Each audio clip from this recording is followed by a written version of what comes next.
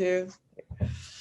Hello, everyone. We are back for our weekly Q&A with Dr. Niki Davis. I'm Chandler Rosenberg.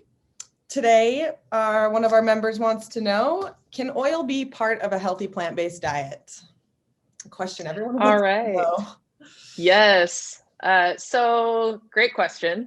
Oil is a hot topic in the plant-based world. So happy to give you my opinion on it.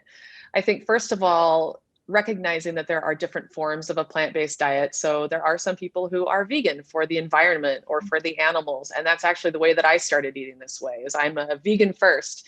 But then there's also plant-based and whole food plant-based, which is the way that I've transitioned for health, for my own body and also for the health of my family. So I prefer to eat whole food plant-based, but I certainly appreciate that there are some people out there who are just learning how to transition and they want to make this something that's possible for them.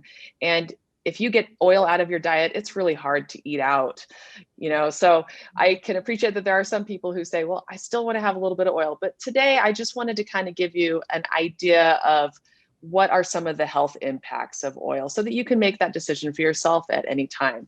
So first of all, oil is extracted from plants. So it's a processed food.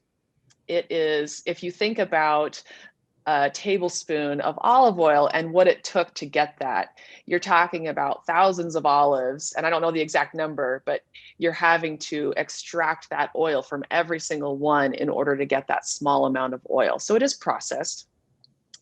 By extracting the oil, you're also removing a lot of the nutrients. So basically, oil is almost devoid completely of any sort of nutrients. It's 100% liquid fat, so it has no carbohydrate in it, no protein, it's all fat. And one of the things that it does is as far as your body is concerned, when you ingest something that is very high in fat, such as oil, which is the most calorie dense food on the planet, when you ingest something like that, it thickens your blood. So it makes your blood more fatty. And when that happens, the vessels in your body do not do as good of a job at getting blood to push through your body to get to the places where it needs to be. So it slows down the blood in your capillaries. And there are actually studies that show that when your vessels are supposed to dilate to allow more blood to go through, it decreases that dilation by about 30% for 4 hours after you have a fatty meal. So it does affect the way that your vessels work in your body. Now, oil is a lot of different types of fat. So you've got saturated fat, monounsaturated fat, polyunsaturated fat. Really the only essential oils, meaning oils that you need to have in order to have your body function correctly, are the omega-3s and the omega-6s.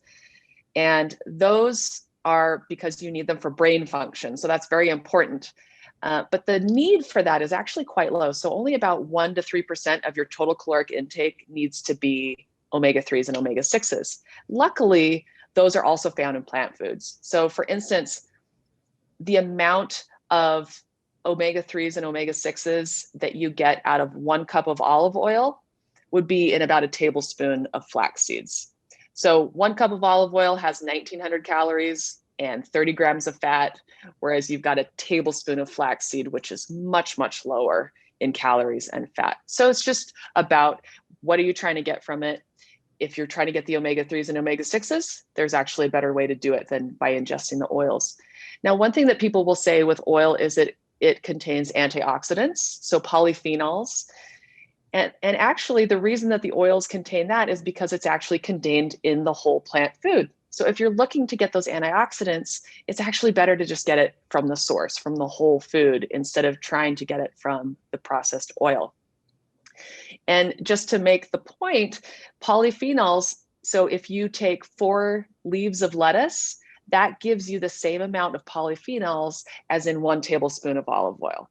So again, you can just make a choice that if that's what you're looking for, the antioxidants, you can get it in a different way. And you can get it with the fiber, you can get it with the minerals and the nutrients that you want to get out of your plant foods, instead of just getting it with something that is very high in fat and with very few nutrients.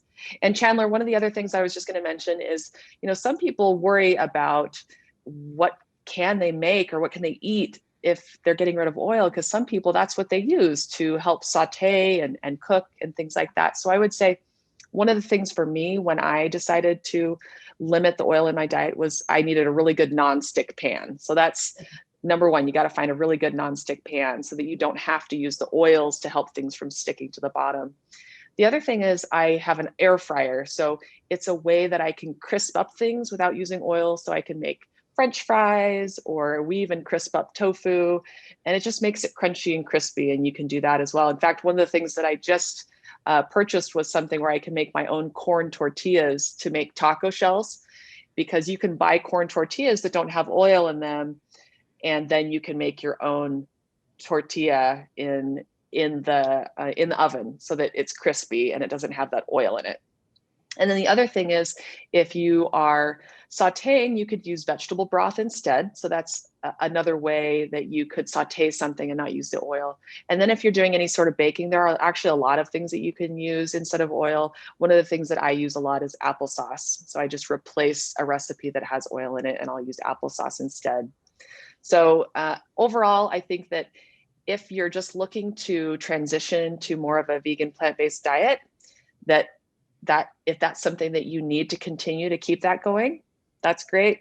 If you're looking to transition to more of a whole plant food diet and you really want to have your best health, then I would say getting rid of all oils is the way to go. Thank you so much, Dr. Davis. We'll talk to you next week. Okay, thank you. Bye-bye.